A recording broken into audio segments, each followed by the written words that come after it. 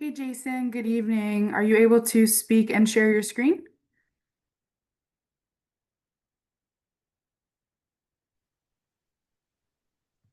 One second. Cool, I can hear you. Okay. Hello. Hey, good evening. All right. See it? Yes, I can see it. Okay.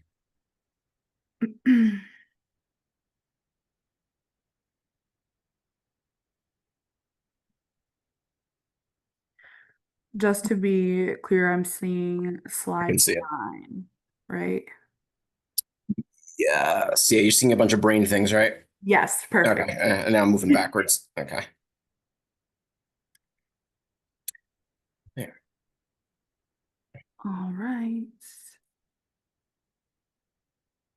I guess we'll give it a few more minutes and then, or if you would like to get started now, you can do so. Just to be I respectful of everybody's time. see it's like literally one person, right? Let's see. Yeah. Yeah, maybe we should give it a few more minutes before we get started. Yeah. Just maybe people are still headed home from work.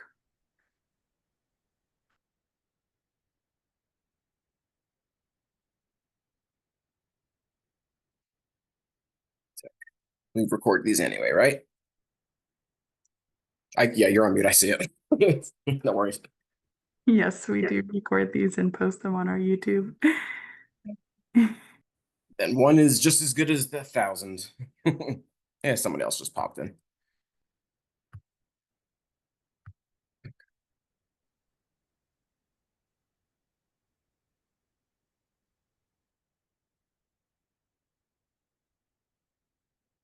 You can get us started whenever you want. All right, yeah, we'll go ahead and get started then, just to be respectful of everybody's time. So, welcome in, everyone. Thank you so much for spending your Monday night with us. In continuation of our series, tonight we are joined by Jason, who is presenting on health issues in IDD. So, Jason, if you'd like to take it away, please do. Will do. Hi, everyone. Thanks again for coming.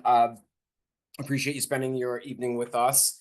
So tonight is physical health issues, and we're going to go from talking about stuff that goes on prenatal into pediatrics, and we're going to follow the lifespan as it goes. As we normally have seen in the series that I've been doing, we'll start off with the more heavy stuff, talking about clinical definitions and such like that. Um, and then I'm gonna do my best as always to try to turn it over to more real world type of things. I'm gonna show you what some of the physical health issues physically look like in the world. Let me just change my position there a little bit. There we are. And just give you a better overview of things. Now, there's a lot of repetition. I'm sure you've heard things a few times. I could see you guys have been with us more than once, so you've heard some of these things before. But bear with us. It's the context that matters and the specific ideas of what we're going to talk about. There is absolutely applicability to what you do again, and as always in life, as well as in an MRC participation, volunteer role. And we'll just kind of jump right into it as usual. Thank you again, Sonia and Satori, for having me and allowing us to do this. As you may or may not know, this is part of a much larger idea or goal that we're trying to do with any emergency management type of thing, and to really try to sell this to decision makers. So with that, I'm going to just jump right in.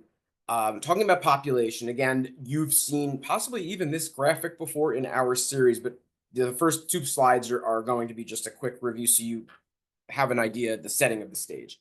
So just the prevalence, the sheer amount of people that are out there in the world with a intellectual or developmental disability.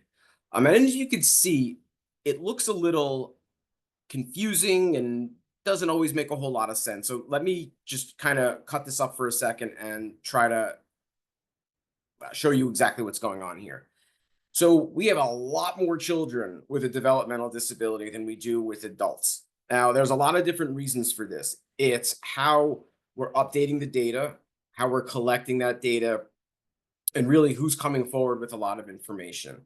For your own idea, just for your role as an MRC volunteer, you're going to see people with developmental disabilities. You're absolutely going to see people with intellectual disabilities. If these numbers were even smaller than they are now, being that I'm talking to and giving a training for a major city in the United States, regardless of the numbers, I would expect any particular population to be a bit higher in any situation where the resources are in front of them. So in a city setting, typically you have the larger university hospitals, a lot of the specialists that are associated with the different types of hospitals. I don't want to mention any of them by name, but you're in Philadelphia.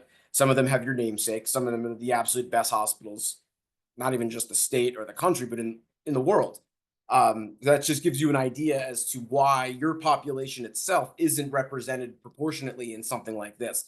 In the city of Philadelphia or New York or Los Angeles, you're always going to have an increase of that population. The farther you go west, away from that city, you're going to see less and less resources as well as less and less people. But as you get into those rural counties that you all have in Pennsylvania, the proportionate ability for there to be enough specialists to meet the demand for the population, that proportion still drops off. Because rural counties, they don't have the resources, they don't have when I say resources, we're talking about essentially money a lot of times. So keep that in mind, like you're going to see these people no matter what. Another interesting thing for you down here is this known to state IDD agencies. So that means there are, because this is based off of a lot of different inputs of information, right? So we're getting this from research studies, surveillance data. We get information about prevalence from pediatricians, hospital data, and anyone else that's really voluntarily providing it to us. I know we've talked recently about some of the issues with registries in the United States based on whoever or however they're being put out there for us. But historically speaking, surveillance data is there to help us understand what the population is so that we can be prepared to have those proportionate resources. And you'll see the known to IDD agencies does not match anywhere near as enough. This should be completely the same color. So there's a lot of people out there that have IDD that aren't known to IDD state agencies, meaning that they're not in the counts for how much resources are being provided to a specific area. And that information is vital. Again, talking about the data collection and issues there, which you've heard us talk about before. So moving on. 1 second. Here we are. Ages and categories of developmental milestones. So again, we are talking about prenatal, at conception or anytime thereafter up until the 21st birthday. We're talking about those categories of developmental milestones. On the left side, you see the categorical ways that we approach them, and we see on the right the specific areas and times that the CDC wants people to be doing these specific screenings. Again, we talked about this when we went over Down syndrome and a few other areas, but I'm approaching it again as from the physical side because of how much integration happens at once. So I kind of wanted to just put these things back in your brain so that we can talk about this slide, which is overwhelming because there's a lot of information here. This is, again, one of those slides where I'm more than happy to provide it to you. Don't sit here and try to digest everything as I'm talking. The left side, I'll just give you a couple of snippets from this. The left side is showing us those milestone ages that we're specifically looking at, and they're in chronological order. We're talking about 3 major pillars here, and the one that we're missing is cognition or intellect. And because it's so difficult for us to measure IQ or intellect or cognition, we essentially look at these norms for these specific ages, and that's how we determine if there's likely to be a cognitive issue down the line.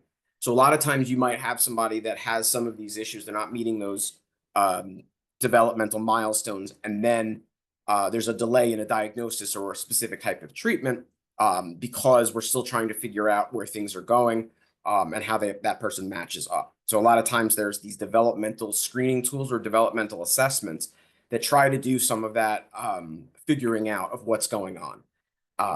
And some of these milestones are specifically what we're looking at, and it might confuse you if you're ever looking at one of these tests that's looking at a young child and you're asking, why does it matter if they can hop on one foot on command?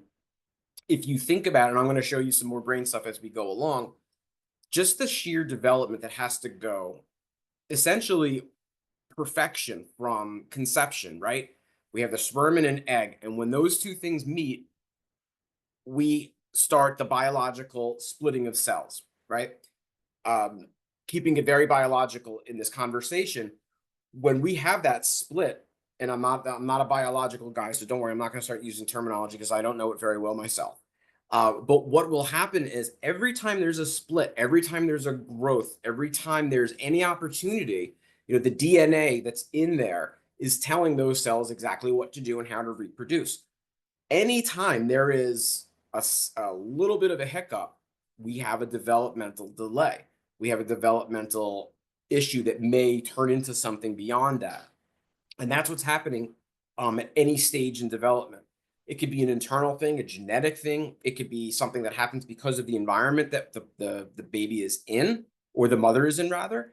And it can also be, after birth, again, any trauma to the brain, and that we're talking about not just physical trauma, some type of accident, but trauma due to a seizure disorder or fetal alcohol syndrome. And these are the things I'm going to give you a little bit more detail in, because that's what you'll more than likely see in front of you. And those are the folks that are going to need your help. But looking at these specific things, socialization, or more like, what's expected of you. Playing with other children is an important thing. When we don't see that, that's when we start getting concerned about potential issues with autism, things like that, when combined with a whole lot of other issues leading up to that point. These are not diagnostic screening milestones that should operate in a vacuum. It's when it's several of a bunch of these together, then you start to formulate a diagnostic issue or a diagnosis or a specific treatment plan. But these are always interesting to look at really closely, especially the motor. Motor seems to have the most obvious to me is, what would be combining parts of the brain. So climbing stairs with alternate feet. So what that looks like is, it's, instead of walking up one step and then bringing your next foot up and then still climbing with your right foot only first, you're using both and being able to do that walking up a stair without any issues, or copying a vertical line. This seems very basic, but you have to think about, in order to walk up stairs, you're using gross motor in your legs, fine motor in your toes and feet. You're using also your arms and your shoulders there. What's going on in your brain, however, is the combination of the spheres are crossing over. You have a line that goes right here called the corpus callosum. It divides our brain into two halves, and even just the splitting of the two hemispheres, the interconnectivity between that can cause all sorts of issues. So even just being able to walk upstairs is activating multiple parts of different neurological systems and brain parts to make sure that they're able to do these things as we're moving along. So again, I just wanted to show you where this is kind of going as far as how specific that development, how essentially perfect it really needs to be. One of the things a lot of people have asked me in the past, and it is questionable to a lot of folks, is what is a developmental pediatrician? Some folks may have never even heard of this specialty. Essentially what it is a pediatrician that's specialized not only in training, but I love that this is specifically called out by their specialty. It's specializing in not only the issues that go on with developmental disabilities and developmental needs. It's not always a diagnosis of IDD or DD, but also the perspective. And what that means is it's not just about the learning disorder. So we'll take the very first line here that's talking about dyslexia and dysgraphia. Dyslexia is when we're mixing up numbers, or I'm sorry, letters in our brain, and dysgraphia is when we are physically writing out words or sentences or phrases, and things get mixed up to keep it nice and concrete. There's different subtypes of all of these, but essentially they are a category of a learning disorder. The perspective aspect of a pediatrician understanding what that could do to a student outside of simply the classroom is something that's extremely important. One of those examples I'll give you is something that I did not expect. A couple of weeks ago, I had given another training similar like this that you all have been receiving to a nonprofit agency working with mental health needs with people with developmental disabilities. And I was talking about neurodiversity, and these types of things fall under that larger neurodiversity umbrella, which that's a whole category of training on its own, which we could always come back to if there's an interest. But the person that I'm talking about as a 21-year-old child living at home, no developmental issues, nothing of concern throughout their entire development until they got to college. And the person is doing well in college except for one subject, English, has failed it multiple times because we don't know. So this person was able to get through all these different levels of school, get into college, is ready to graduate, except they cannot pass the one English requirement that they have. And I had mentioned these two disorders, and there's a sibling in the family that also has an actual confirmed diagnosis of dyslexia. And it turns out, after hearing me, the mom went and got the child evaluated and had dysgraphia, which was a huge issue in the child's way. The child had never seen a developmental pediatrician because there was never a clear need for it.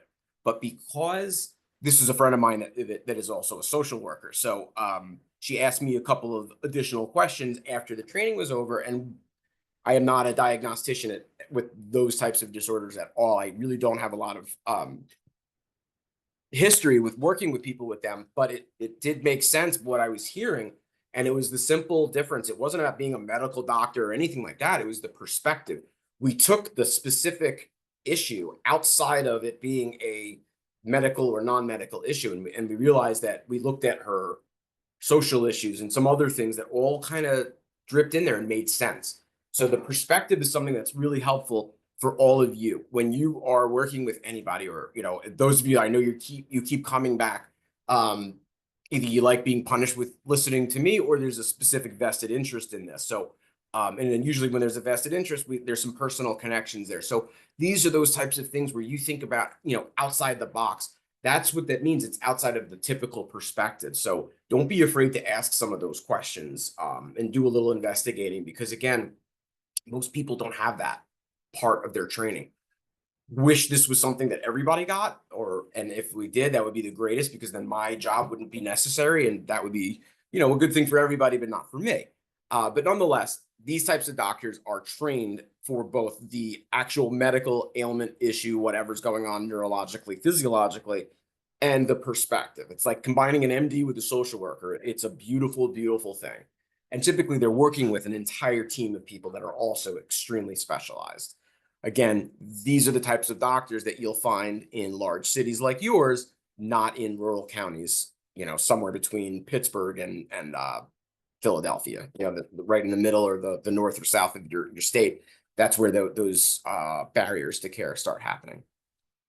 Conduct problems is a mental health issue. We're going to kind of just skip over that, but it's a mental health disorder that makes kids have some very serious behavioral issues. So it's not, when you hear the word developmental pediatrician, it's not talking about just people with developmental disabilities. It's also talking about issues in development. So basically, they are the pediatrician that knows all the things that pediatricians have to know already, and then some.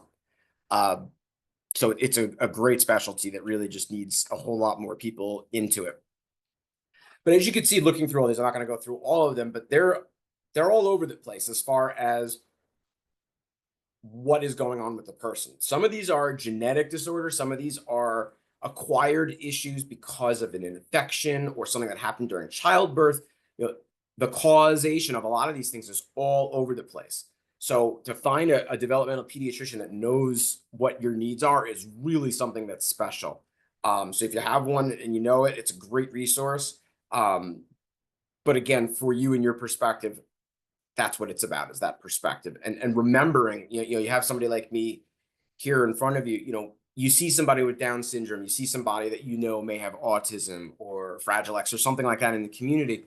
A lot of times we think about what we see that's right in front of us, right? You see somebody with Down syndrome, statistically speaking, there might be a propensity for them to have obesity, right? We know that from the research that we've looked at, and that what we'll see a little bit later in this.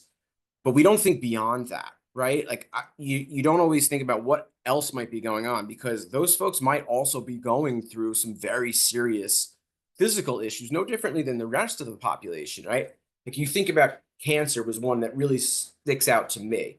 When somebody has cancer, hopefully in their community, their village, whatever's around them, they have support, caregiver support, medical support, financial, whatever they need, right? And now when you add in somebody that has an intellectual disability on top of that, so you throw in all the physical stuff and the potential difficulty understanding what the issues are, why they have to go and get chemotherapy that makes them sick, all of those things that need to be done in order to properly control diabetes and blood sugar are things that don't go away with the developmental disability. They only exacerbate the issues.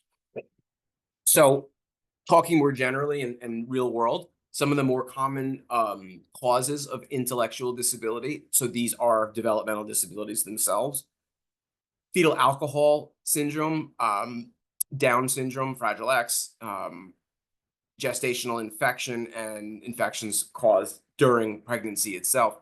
A lot of these, again, are what's causing the intellectual disability, most of which are genetic disorders. I'll show you on another slide what these physically look like. Some other aspects that are good to know: siblings with autism spectrum disorder have a higher likelihood of receiving the same diagnosis. It is not a extremely high number, so please don't make the assumption that X causes Y. It does not.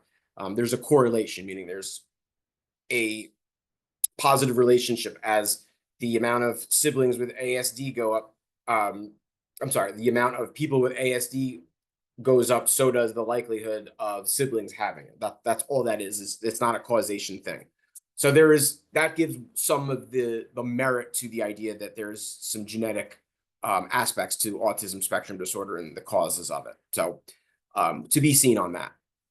Some of the other issues that are out there: low birth weight, premature, multiple births, and then simple things that are physical issues. When my daughter was born, my first daughter, luckily nothing really happened, but the moment she was born, they immediately put her over in the corner of the room to work on her. And I'm a brand new dad for about 6 seconds. I have no idea what's going on. She came out looking like a normal, healthy child to me. Apparently she had the umbilical cord was wrapped around her throat. So they were checking her oxygen levels to make sure it wasn't truly around her throat. She was actually also, I'm not going to use the word premature. She was not a preemie by definition. She was off by like maybe a half an ounce or something, very small. She was like 4 pounds and change when she was born, and needed some insulin injections and things of that nature. But it was very scary as a parent, not knowing what is going on the moment things started.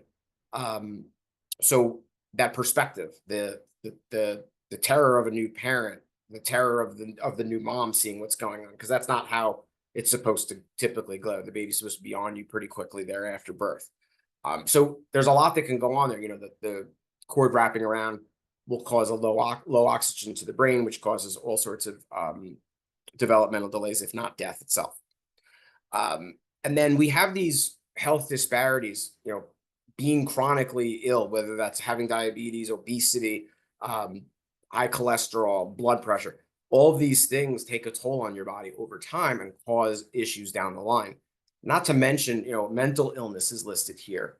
I don't know about you, but if I go to a doctor's office and I've had a chronic issue and nothing gets better, causes me to feel lesser than I should. Some more self-disclosure. I probably told you maybe before, I've had multiple neck surgeries, about 4 of them in the last 8 years or so. There was a point where I was getting injections and all sorts of interesting things in my neck to help me with. I was losing feeling in my hands, and luckily, again, everything is good now. But I remember feeling so powerless, and I'm a father, I'm a husband, I'm a this, I'm a that. I'm supposed to feel a certain way and have confidence, and it was just ripped away from me from a chronic, non-life-threatening issue. Right, in perspective, lost some neurological, sensation, things like that. But compared to some of this, right? So it's about that perspective, trying to think about there something I could think about that I dealt with in my life to possibly help somebody feel a little bit better if they're in one of these situations? Looking a little closer at fetal alcohol on the left side here, I just wanted you to get a perspective of physical traits in case you're suspicious of something. Not that it's really something that's applicable, but if you see somebody with these physical features on the left side, this is what you might be dealing with. And I have this and Fragile X on the same slide because realistically, you know,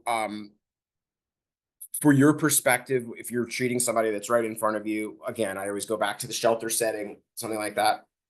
There might be some physical features in front of you where you're like, okay, that's not Down syndrome, but there's something different that your brain is telling you, like, okay, it's just raising a flag. These are what we're talking about, and these features happen because of those developmentally delayed or just a not a good not the way the DNA is supposed to be building what it's building, essentially. So the smaller head refers to, there's something called cephalocaudal growth. It's how babies are supposed to grow from their being very, very centered and very trunk heavy, like from your below your neck and above your pelvis to where the head is supposed to start growing larger and larger. So, and that obviously has a lot to do with the brain development also that's going on. So you'll see a smaller head, smaller eye opening, this lower nasal bridge, the nose kind of, my bump is here. It'll be a little bit lower and flatter. Smooth philtrum, which is this part here. I should have shaved a little bit better today, but it'll be smoother instead of having like two outside lines. Thin upper lip. I didn't want to use a picture of a person. I just don't like doing that. So that's why you have this and what you have on the right side without violating copyright laws and all sorts of things. Again, just symptoms of what you might see. Fetal alcohol syndrome, just to give you some perspective, it's when the mother is ingesting alcohol at any point during pregnancy. So anywhere from conception to birth, the consumption of alcohol can cause fetal alcohol syndrome, and it is not known what the amount is. So again, there's a lot of those perspective things where people might make some assumptions about a baby with fetal alcohol syndrome and the parents that are there with the baby. And again, they're not always babies. People grow up, right? This isn't a disability that ends in a fatal outcome, before the person's an adult. Absolutely not. So you'll have folks that are adults that are walking around like this. So the perspective is they're aware that they may look different. There is a lack of development in the prefrontal cortex, which is right here, which may cause lack of impulse control. And then thereafter, intellectual disabilities, difficulty with coordination. And the idea is that, the alcohol being ingested, just like it constricts our blood vessels, is doing so to the embryo, to the fetus, whatever part of development we're at. And that is what causes the issues. On the right side, Fragile X syndrome, similar outcomes, different causes. So Fragile X is genetically caused, and it's literally one of the X chromosomes. Its physical structure is, lack of better word, not built as well as it should be, hence the word fragile. So we see these symptoms here again on the right side: delay of nonverbal communication, delay of nonverbal communication. That's an important one because that's going to appear to people like autism, because of that nonverbal. What does that mean? It means not looking at somebody in the eye, not being able to understand what yes or no means, shaking your head, any of those, somebody's looking at you like this, they look angry. Any of those things that we understand from each other without speaking are lost on somebody like this, or at least significantly delayed. Causes mental needs as well, anxiety, depression, and then the physical features, that long, narrow face. So kind of basically like it's stretched a bit. And then here, the medical term for cross eyes is strabismus. And essentially what's going on there is the muscle fibers inside your eyes are not coordinating the way that they should be, because again, your eyes are connected here, and then they go into your brain to the back of your head, and cross over. There's an actual part of your brain where they cross over. It's called the optic chasm. And what happens is your left eye is being controlled by the right side of your brain, and your left brain is controlling your right eyeball. So there's this crossover issue. So there's a lot of literal spots where things can go wrong in that whole nervation system.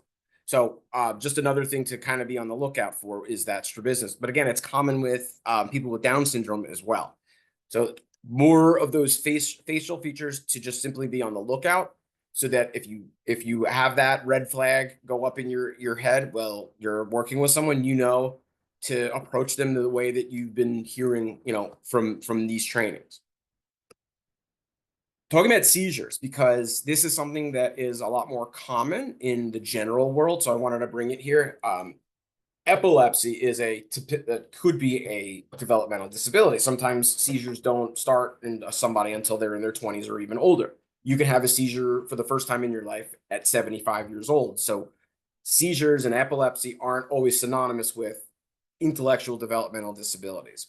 It is a developmental disability if it's diagnosed during that time period and there are some needs with it. But remember, that doesn't mean intellectual.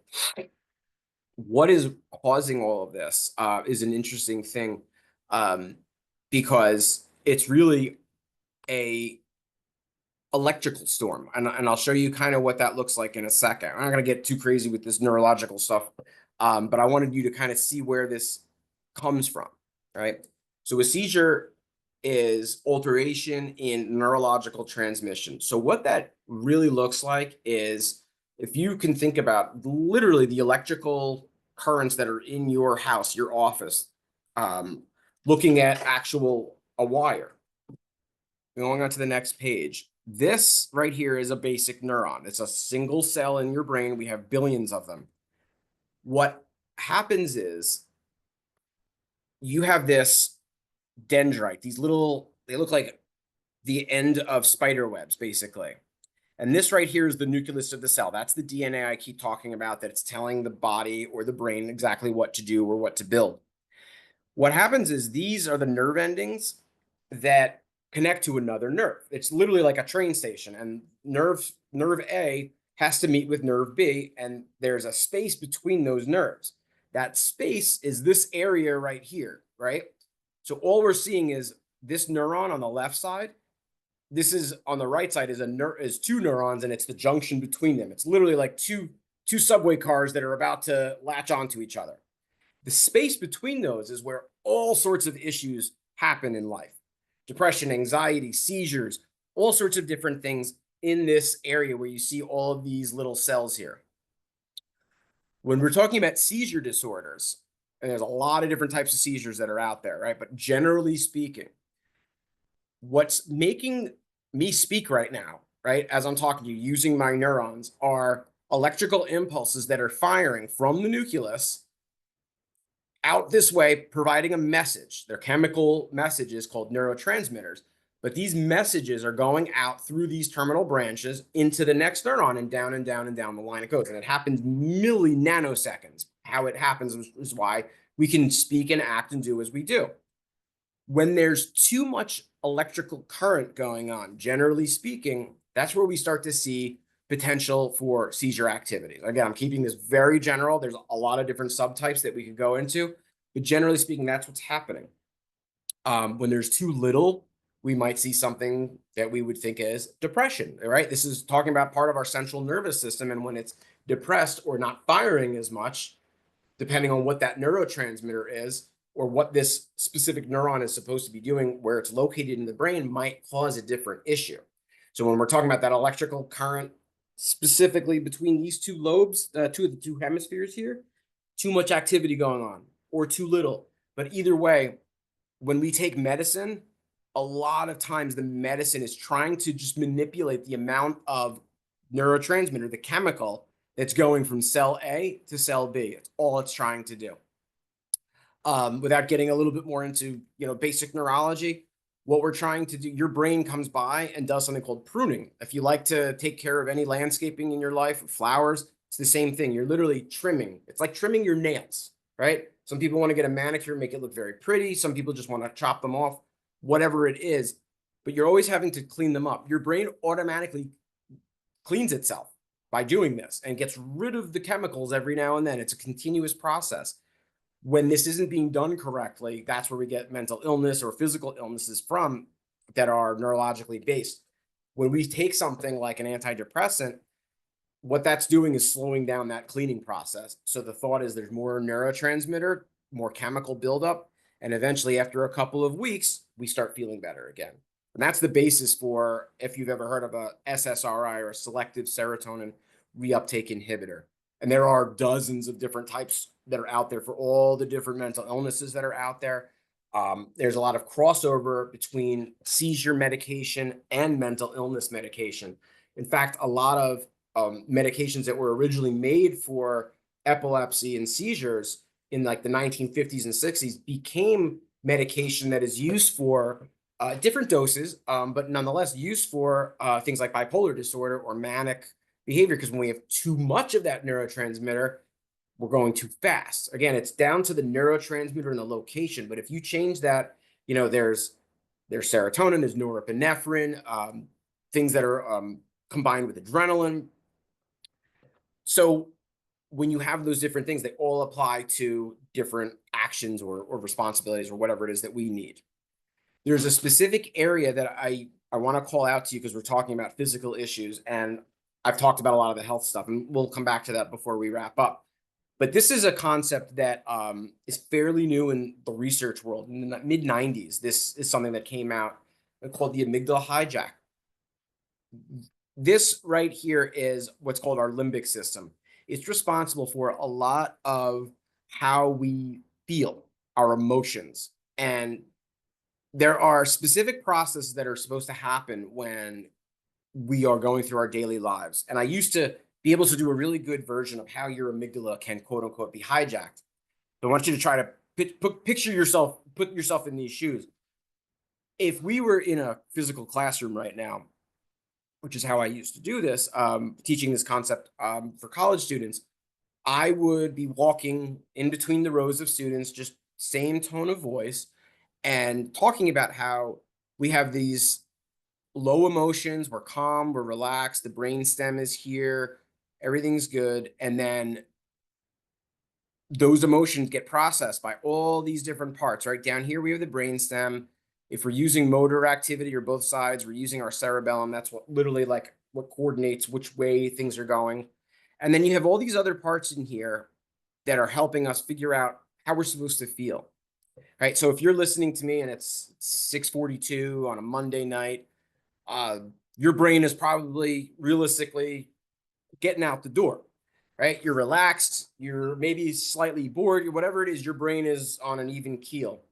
Now, if somebody were to kick the classroom door in and shoot a bullet into the sky, you would be one of a few things. You would be scared, which would then be making you have that fight or flight response, right? If you've ever heard of that, what happens is your central nervous system kicks in, and this is what that's called. This is literally the physiological happening that's going on in your brain. Your brain is no longer going through all of the cortex. All of this other stuff isn't happening. That brain message is being perceived and handled by your amygdala. Your amygdala is what's responsible for all the things you would need if you're in a situation where it's life or death. They call this a almost like a prehistoric body part or brain part, because they believe this is what would be activated on a regular basis if we were talking about when we were cavemen being chased by something bigger than us before we became, the quote unquote apex predator. This was how we were kind of living our lives. But as we grew more comfortable in our life and we had tools and weapons and protective shelters, we didn't use this as much anymore. But there still remains this ability to kick into it. So if somebody is threatening your life, you're perceiving that kind of fear, all of the higher cortex stuff is gone. You're not thinking about consequences. You're not thinking about steps. You're playing checkers. You're not playing chess anymore because your objective is survival. So you're either going to freeze, where your body is so overwhelmed it doesn't do anything. You're going to fight, right? You're going to get ready to go, or you're going to flight. You're going to run away. Physiologically, the amygdala is telling certain parts of your body to do certain things. It is taking away blood and nutrients from your stomach, from your digestive system, and putting it into your hands and your feet. It is getting your muscles prompted to run or to fight. It is getting your adrenal glands pumping to do just the same. While that's all going on, your body's not doing a lot of stuff. So your body may not even perceive certain things in front of it. You've heard about people that are in these dangerous situations and they just say, I just acted. I didn't know what I did. I just attacked the person and did something, or I lifted the car off of the kid. All those little things are because your body is kicking into the survival mode through this amygdala hijack. Why are we talking about this at an MRC training about developmental disabilities? Because the emotional regulation of somebody with an intellectual disability is less than somebody in the general population that does not have an intellectual disability. So when there are situations where somebody might be in that fight or flight mode, i.e. a disaster or emergency situation, this is something you might expect to see a little bit more. So if you have people with developmental disabilities in front of you, you're not seeing their day-to-day quote unquote character. You're seeing a version of them that may not represent who they are regularly, if that makes sense. You're seeing them in a very heightened, scared, frustrated state. So is everybody else in the room, because they're all going through it. But this is something that's exacerbated on it. So again, when you go back to seeing people that have a physical look to them, again, these aren't people that are registering and saying, oh, by the way, I have X, Y, and Z. Sometimes people will, but it's very unlikely you're going to get information on every person. Sometimes people don't even know that they have a disorder, right? You might have somebody that isn't even aware of something. So anything's possible, hence this larger type of approach to things. Can't talk about physical issues without talking about heart disease, structural defects in the heart through development. Again, once the heart is starting to be created in utero, it specializes. We have stem cells that are originally start off as they're going to be cardiac cells, and then they specialize even further. They're going to be the left atrium or the septal, or the septum. They're going to be one of the cuspid valves. There's all these different specific parts that have to get, and some of them are one of a kind. There's only one type of this valve in our heart in the entire body. So again, there's a lot of potential when there's a disability that's going on in the creation of this person. Something might go wrong specifically with cardiology. And again, go back to this for a second. These types of neurological activities, the same concept is what's making your heart pump as well. It's just a different chemistry that's what is feeding it, so to speak. So usually it's potassium, sodium, and calcium are the three big things that are keeping things going, which is why nutrition is such an important thing to mom and to baby and to newborns. That's why some of that is so important for development. And then, when we have nearly 40,000 people born annually, and upwards of 2 million out there living with these chronic diseases, yes, it's a smaller portion when you think about 330 million people in the country. Nonetheless, it's still a lot of people, percentage-wise or not. Increased risk for developmental disabilities have been studied. People with congenital heart disease, 15 times kids more likely to have an intellectual disability, and 13 times more with other health impairments compared to children without them. So it could be a chicken or the egg thing. What is causing the defect? What's causing the intellectual disability? It really doesn't matter. Again, it goes back to the slide about perspective. What's important for you? Is there something else that you could be doing to help this person calm down, right? So we don't want somebody with heart disease having high blood pressure. All this connects in the setting that you might be working in. There's some other environmental and social contributions that I think are important to talk about that are going to weigh in on someone's brain if they're in front of you, and just for life in general. I'll leave the specifics for you guys because it's almost 10 of at this point. But these are things that I think are are important. Like, for example, 41% are more likely to feel discriminated against. And that's a number representing the entire population that's been asked. There's people that may not even realize that the discrimination is happening. That would be a separate number from this. So there's a lot of people that not necessarily even feel discrimination, that are expressing that they feel it, but the number that actually experience it is probably higher. And when somebody's coming again into a shelter scenario, I feel like that's an important thing for you to think about as the person that might be helping them. Again, is there anything you can do to make that person feel just a little bit more at home? Why? Because of all the things we've talked about, all the difficulties that are up against a person, and then the fact that they're in front of you makes it an even highly elevated thing. You know, they're going to remember you. They're going to remember the shelter. They're going to remember the conversations that they had, because it's so novel. It's different. It could be exciting. It might be really exciting because the idea of what the danger is behind the reason why they're there may not be perceived as much as somebody that might be anxious about how are they going to pay to replace their roof, you know, things like that. Whereas this might be something different. So just again, it's about that perspective. Diabetes is another one, you know, we need to talk about it. It's again, it's a chicken or the egg. Are we causing more harm? You will have people with diabetes. You will have people with diabetes and IDD. The important part is that something to look out for when planning shelters, like the people that are on here that might have something to do with that. I know we have leaders in the units, thinking about the need for an insulin grade refrigerator, right? Because you have to have a refrigerator with a specific thermostat on it to make sure the insulin is still good because it has to be refrigerated. You have to be in a setting or have a setting where a person can have a guarantee that that refrigerator is going to stay hooked up to a reliable electrical source during a disaster. That's not an easy thing to always guarantee. And if not, finding alternatives to doing so, because it's such a prevalent thing that has to be looked after. 2 to 3 more likely to have IDD with diabetes. So it's really out there. Diabetes is one of the more common chronic illnesses that are out there to the general population. You know, hyperlipidemia, insulin resistance, obesity. They create these barriers to care because it's a snowball effect. The more sick somebody gets, the more chronically ill somebody gets, the less likely they are to spend time to make themselves, exercise or things like that, because it becomes harder and harder the worse things kind of to get.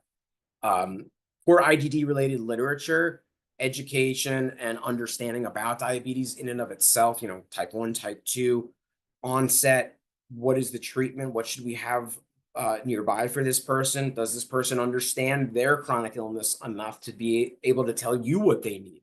You know, do you accept that as it is?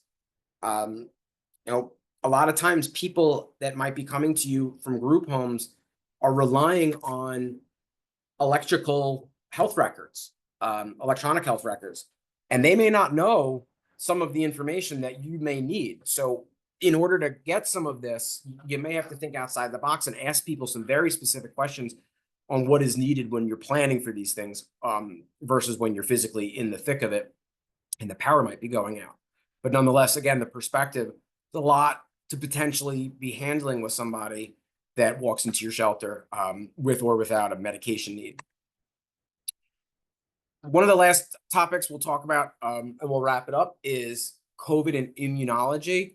There's a lot of talk about COVID specific to this population. I've talked about it quite a bit, I know. So just want to leave you with this thought. There's a lot of symptoms that came out with COVID that were very similar to a lot of other symptoms that were out there. But I think what's important to understand is the word immunocompromised. There's a lot of this people talking about being immunocompromised during COVID. And a lot of that has to do with whether or not they had a specific type of disorder already on board with them, which again is more likely in the IDD population. In addition to that, the immune systems of people with IDD may be significantly more susceptible to diseases simply because of long-term chronic issues that can cause organ damage, inflammation, immune responses, that isn't good in the long run. Some of the medications may also affect their immunity. Some of the injections I was getting in my neck at some point during COVID, I asked them, like, is this one of those things? And it was. And it wasn't something that they even thought to tell their patients. I remember asking the question because my wife works in public health, and she knew to ask because the specific type of medication they were giving me was listed as an immunocompromising thing. So it's everybody, potentially. So again, more things to sort of think about. This was, I know we talked about geriatrics and the lifespan when we talked about Down syndrome, but I thought this was important to highlight for you as well, before kind of moving away from geriatrics as a whole.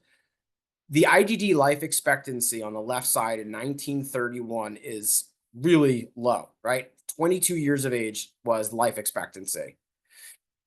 Average life expectancy in the general population at the time was 62. Average life expectancy now is 70, which is pretty good. The general accepted life expectancy for men and women has been mixed. Essentially, it's between like 78 and 80 at this point. It vacillates back and forth depending on how we're doing with our healthcare. And it's actually gone backwards over the last couple of years, which obviously is not a good thing when our life expectancy is actually going backwards. And just simply the last slide, and then I'll stop talking. Again, wanted to show you how many other aspects can fall under this physical health being part of the general topic. Are you able to consume alcohol? Are you able to go and buy cannabis if you have IDD or a developmental disability? Can you drive? Can you gamble? Can you vote? Should you join the army? All of these things are, the answer to the question is it depends. Depends on where you live and a whole host of other things. But I wanted you to just sit back and look at this list. These are major things in a person's life as we're growing up. If you remember what it was like turning 18, getting your driver's license for the first time, being able to vote. Some people like that. Some people could care less. Being able to gamble, buy a lottery ticket, any of those things, buy a drink in a bar. These are milestones in some people's lives, and they continue into and through adulthood. Talking about being able to marry, having children, having a family, buying property, renting, all of those things, having intimate relationships. Who's to say somebody can or cannot have a consenting relationship? These are the additional questions that we're hoping to really help people have a good life in generally speaking for people with IDD, because there are people out there that immediately say no to every single thing here, and that's just not the truth of it. And then the last thing I have here right here is palliative and compassionate care. You wouldn't believe the amount of people that are out there that don't even think about this when it comes to the end of life, about giving people pain medication. Sometimes people aren't thinking very rationally when they're caring for somebody at the end of their life, but I'm not even talking about those decision makings. It's more about, does somebody with IDD that's possibly heading towards a palliative care situation, can they write their durable medical power of attorney? Can they do a proxy? Can they do any of those legal documents that the rest of us probably take for granted because we don't usually have them until we really need them? So more just thoughts to kind of stimulate your brains and all of that. I'll give a couple minutes to see if anyone has any questions this time around. And thank you again for sticking through the topic with me. You could always put it in writing if you want, in the chat too, if anyone has any questions. Yes, and if for whatever reason you have additional questions after the completion of the webinar, you could always reach us at mrc@philo.gov. We'd be happy to answer your questions. Once again, thank you all so much for your time and attention today, and we really appreciate your presence here in these webinars. It's really great of Jason to be able to provide these for us. So we thank you, Jason. And yeah, my pleasure. I appreciate it, and thank you, Kathleen, for your comment. I appreciate it, and I'm glad you guys stuck through it. And yeah, if you have any questions, like I said, you can reach any of us, and we'll go from there. Okay, well, if there isn't any questions, we can go ahead and conclude today's webinar. Thank you again for joining us, and I hope you have a great rest of your evening, everyone, okay? Take care, everyone. Thank you. Thanks, Julie. Bye-bye. All right, bye-bye.